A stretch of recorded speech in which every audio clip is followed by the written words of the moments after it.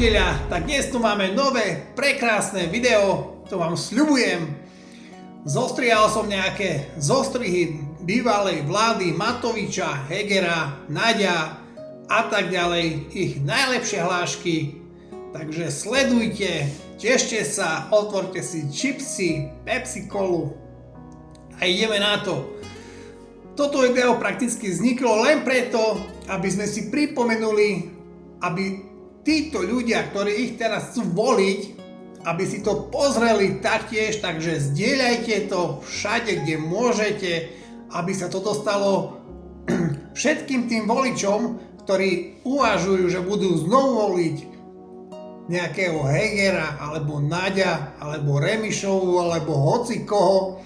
Tuto budete mať jasné, zreteľné, ako oni vládli, ako sa hádali, ako kradli, nadávali si. Ľudia, to chcete komentovať, dajte si odber a vtedy budete mohli komentovať. To sú YouTube pravidlá, ja budem veľmi rád. A toto video je mementom pre všetkých tých, ktorí si už asi zabudli, ako oni vládli. A ja prostredníctvom vás by som vás chcel poprosiť, zdieľajte to, aby čím viac ľudí videlo, ako oni vládli, ako sa hádali a či toto presne chcete vy voliči, napríklad Naďa, alebo Hegera, alebo hoci koho iného z minulej vlády, aby ste to konečne pochopili, čo sme tu mali. Lebo možno, že ste si povedali, že tak nič tam také nebolo, ale ja vám tu teraz ukážem, že áno, bolo. Takže ideme na to, sledujte. Neschopnosť a hanba sú slová, ktoré najlepšie vystihuje vládnutie Igora Matoviča. Mám dôkazy o závažnej korupcii Richarda Sulíka.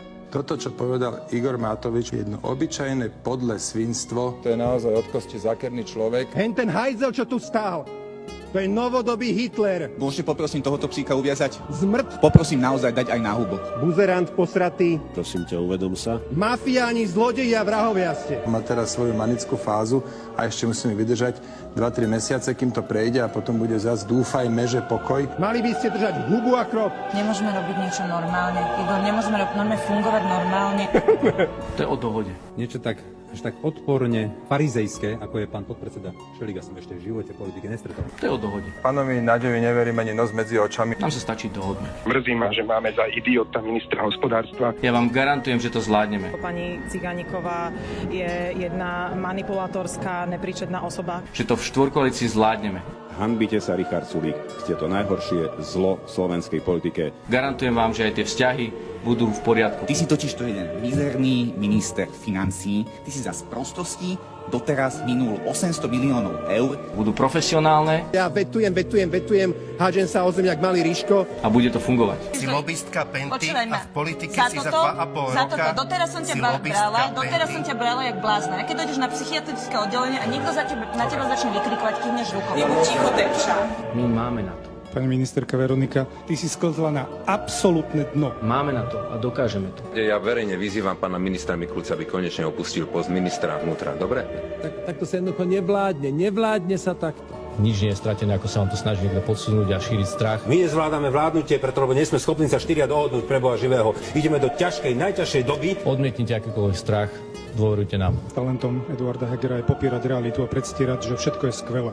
Že len škoda je, že medzičasom sa tu absolútne rozpadá štát pod tvojimi rukami. Strana SAS nemá hanby nám to vyčítať a s nimi povaliť vládu. Čo ste to za farizeji? Bakané. Dobre môj, dobre. Pomám údera, ona zvedla ako tulipán. Ako vidíte, demokratické strany prinášajú silné výsledky. Je to naozaj veľmi ťažké. To by som chcela povedať. A je mi ľúto, že proste toto je tu. Toto musíme všetci trpieť. Takže priatelia, videli ste to, trošku som vám pripomenul taký ten psychický teror, ktorý tu vládol. Áno, ja viem, bolo to veľmi zlé, všetci sme sa modlili, aby to čím skôr skončilo, aby prišiel Robert Fico. Ja viem, že tento človek taktiež není dobrý premiér, proste má nejaké tie muchy, chyby, ale proste je stále lepší ako napríklad tento Naď, ktorý nás chce posielať chlapov na Ukrajinu, aby sme šli bojovať.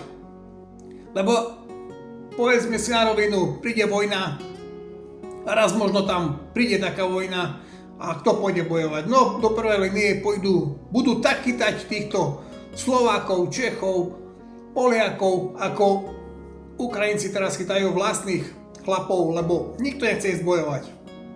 Takže buďme rádi, že máme slobodu, že nemusíme ísť nikde bojovať, že za nami stojí Fico, lebo aj keď není najlepší, ale ja si myslím, že kľudne si môžete povedať, čo chcete. Nemáme tu žiadne také, že vystupujeme z Európskej únie a NATO. To sú len blaboly všetkých tých, ktorí sa chcú teraz vrátiť, aby sme im dali tú šancu. Ale tu nie, proste radšej Fico ako nejaký Naď. Majte sa krásne. A už striháme nové videjko, prekrásne videjko, budete prekvapení. Čaute.